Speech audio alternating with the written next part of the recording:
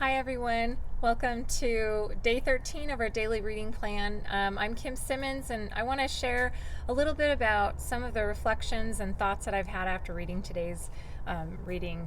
And for some of you that don't know, on March 1st, my husband and I, we flew to Germany to spend some time with our kids and meet our new granddaughter.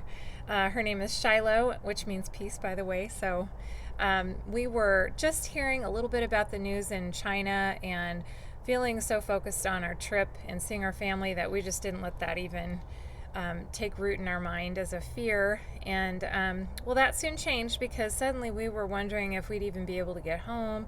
And then the borders were closing and the airlines were canceling flights. And by the time we got home, we found ourselves in a 2-week quarantine. So this global event is really affecting us all differently. And there are things to be concerned about, but for me, there have also been really wonderful gifts wrapped up in this time. Before we went on our trip, months before, I had been asking the Lord for time and space. And I really have wanted to just slow down and meditate on Him and to obey His instruction to be still and know that He is God. And I know that sufficient time and uninterrupted space are necessary for me to really be able to do that well, to meditate and contemplate what the Lord is wanting me to see and hear and understand. So for any of you that are writers, I know you'd agree with me that having space and adequate time is essential for writing.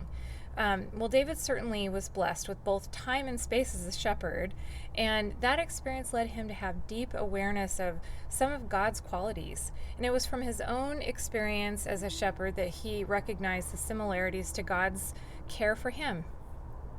When we read Psalms 23, 1 through 4, we can see how David reflects on his own work, calling for his sheep and recognizes that God is an even better shepherd to him.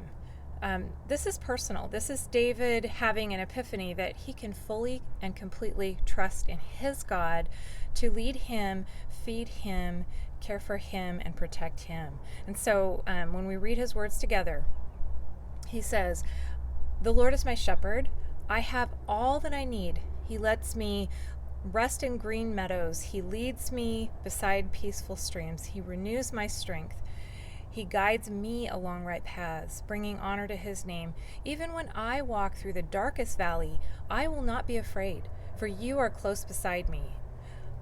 God has blessed us.